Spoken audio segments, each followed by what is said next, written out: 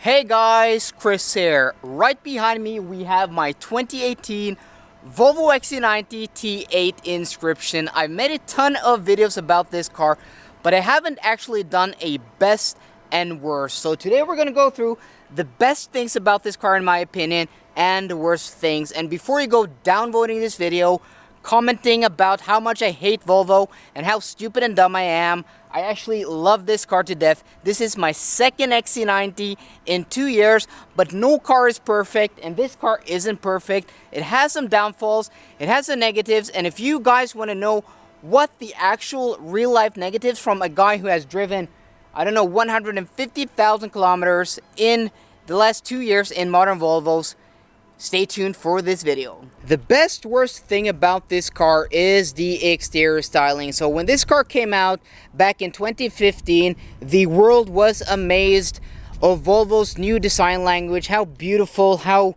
goodly sculptured this car was, and that still holds true today. This is still, in my opinion, the best looking luxury SUV at this price point. Might be the best luxury or best looking luxury SUV.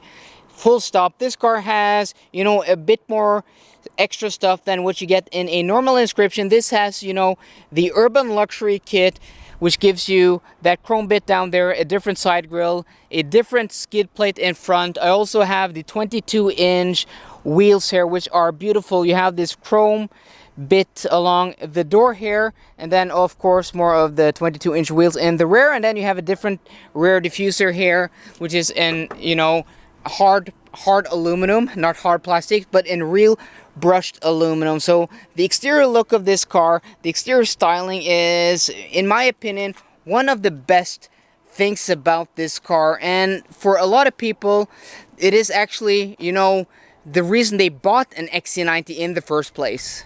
The second best thing about this car, we have to step inside, and that is the gorgeous interior of the Volvo XC90, especially in Inscription trim with Napa leather, ventilated seats, this open pore wood trim here, and then this has, you know, the Excellence roof package, which gives you this Alcantara-like headlining. You have, you know, the Napa leather covered sun visors, the Napa leather covered grab handles, and leather dashboard. Just overall fit and finish is excellent. Materials are excellent. This has the Bowers & Wilkins premium sound system, which I'll get back to later. That is a whole talking point by itself. But, you know, other than the exterior, what really blew people away was the interior style and interior quality of this car. And, well, they hired the ex-Bentley interior designer who have done a lot of Bentley interiors, so no wonder this interior is as awesome as it is. The next best thing about this car is the tech. So right in front of us we have a 12.1-inch digital gauge cluster, one of the best in the business today. It has map viewing in between the gauges there, really awesome. And here we have the 9.3-inch Sensus infotainment system here with the 360 camera. This car has, you know, automatic emergency braking. This car has rear cross traffic alert.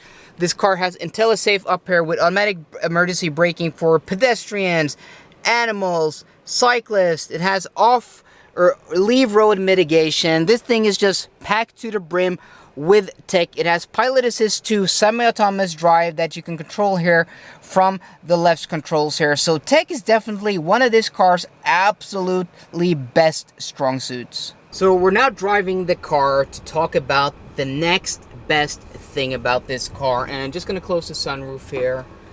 And that is the engine quietness, the engine refinement of this car. This is a plug-in hybrid with an electric motor at the rear, 87 brake horsepower or 87 horsepower. And then we have a turbocharged and supercharged 2-liter 4-cylinder engine in the front with 320 horsepower, giving it a system combined 407 horsepower. And just driving here, pootling along at slow speeds, this gas engine is super refined. But we can also put it into pure electric mode and dead silent. You can't hear anything. And in city driving, this thing is so quiet, so comfortable, so refined. The drivetrain, and then put him back here into gas engine mode.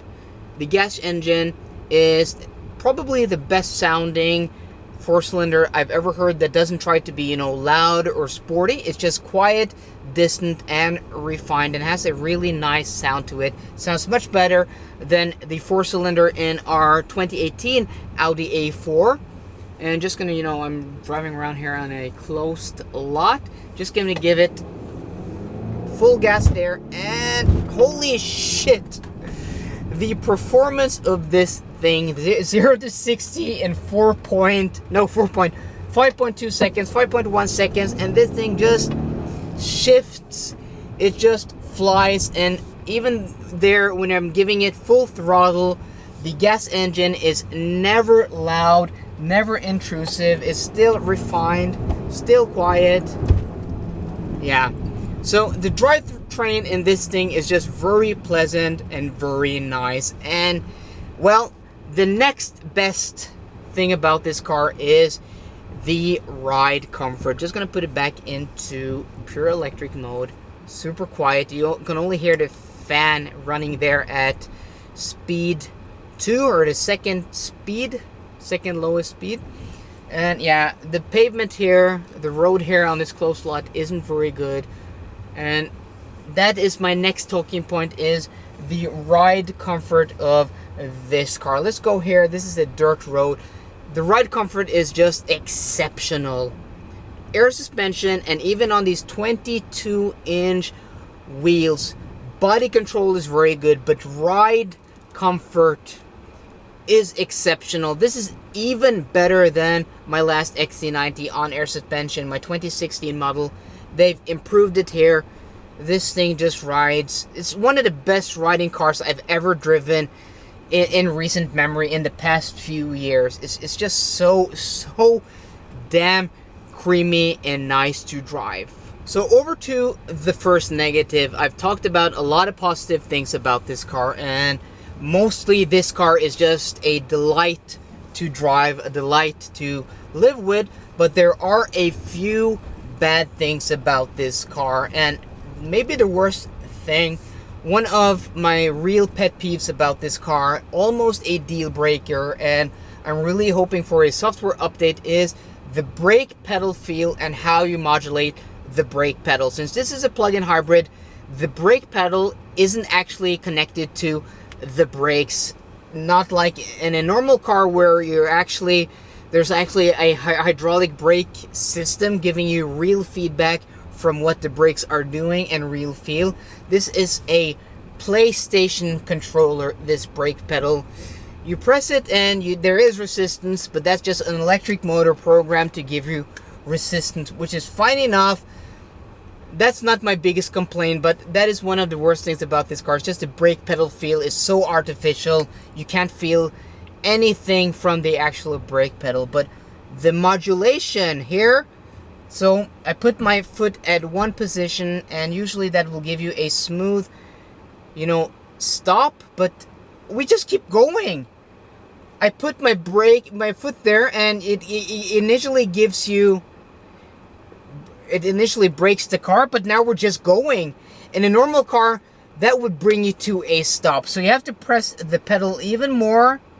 So more, that would bring you to a stop, but here, it doesn't bring you to, we're still rolling. So you have to keep applying brake pedal, and when you apply pressure, and there we've stopped. No, it doesn't actually, yeah, there we stopped.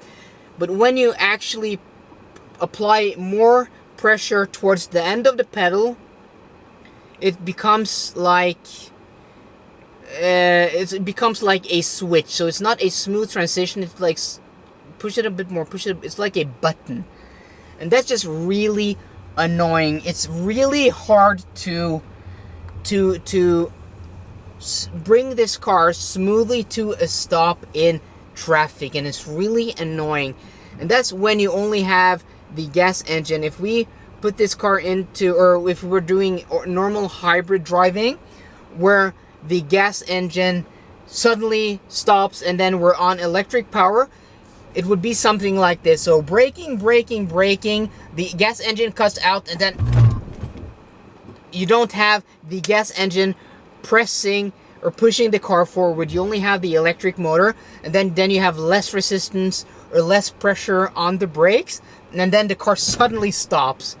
So how the brake works in this car might actually be a real deal breaker for a lot of people. I knew how it was, but the XC90, the T8 I had last summer, I don't remember it being as bad as this. So you just have to be wary about that. You just have to be, you know, I'm here to inform you about that. And my girlfriend actually complains a lot about me driving this car, that I don't brake smoothly. Sometimes I just, you know, I brake too little, meaning I have to stop the car more in a shorter distance, and she complains a lot about that. And I say, it's not me, it's the car. And here on camera, it genuinely is the car. The next best thing about this car is just cabin quietness. So I talked about refinement, and I forgot actually to talk about quietness. So this car has double pane glass, laminated windows. Yes, it does have 22-inch wheels with 275 millimeter wide tires. So now we're driving, you know, in the city or at lower speeds, and especially here, this car is so quiet. But even at motorway speeds, compared to our Audi A4, which is a super quiet car, this just is like 2 levels above. At motorway speeds, at 120, 130 kilometers an hour, higher speeds than that, you can have a conversation in here without talking loudly, without screaming, or without, you know, yelling. It's so quiet and so refined. And that's, I know, one of the things that people have complained about some places in the world. And my old XC90 was quiet, but it wasn't as quiet as this, so that they've definitely improved that. Over to the last worst thing about this car. So I said this car has a lot of positives, not many negatives, but the next bad thing, the next worst thing, the next negative might actually be a real deal breaker for a lot of people. And I actually know people who have, you know, have sold this car because of that. Shout out to XC60 Christian on Instagram, who is selling his XC60 T8. I can't talk properly today, because one of his main complaints is the small fuel tank. This car has a 50-liter, 13-gallon fuel tank. And what the hell is up with that?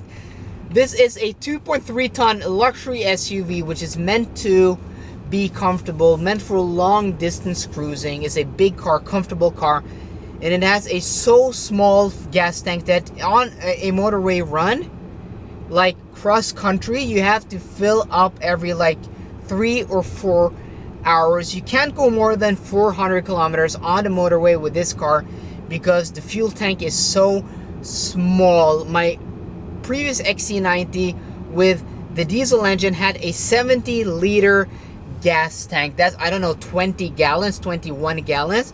You could go 1,000 kilometers, 1,200 kilometers on that car. You can almost do 3 times the distance as you can do with this car. And I complained about that in my best and worst about the XC60, the XC90, sorry about that. XC90 I had last summer, the press car, and that's still one of the worst things about this car.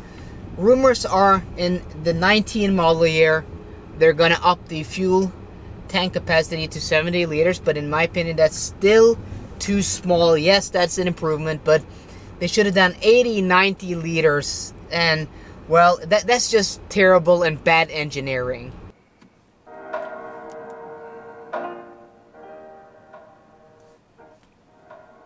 The last best thing about this car is something I've talked about so many times before, and that is the Bowers & Wilkins premium sound system. Yes, it is an expensive option for this car, and a few of you guys just really don't think it's worth the money, but it's one of the best sound systems in any car I've tested in recent memory ever.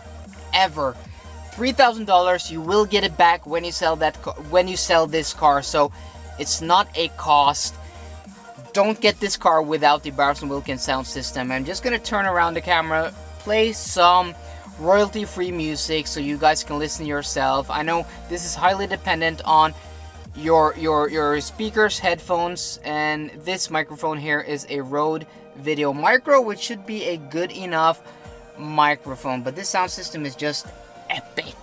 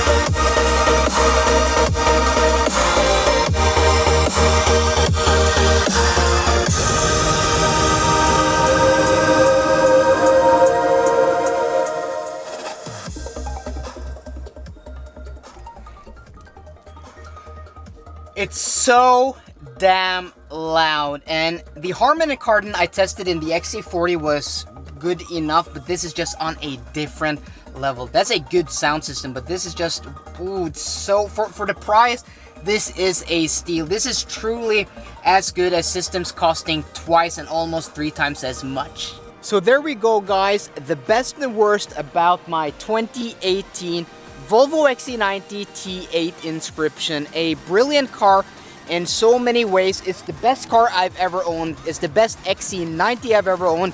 It's the best Volvo out today. Better than my previous favorite Volvo, which was the V90 Cross Country. This is my favorite Volvo now.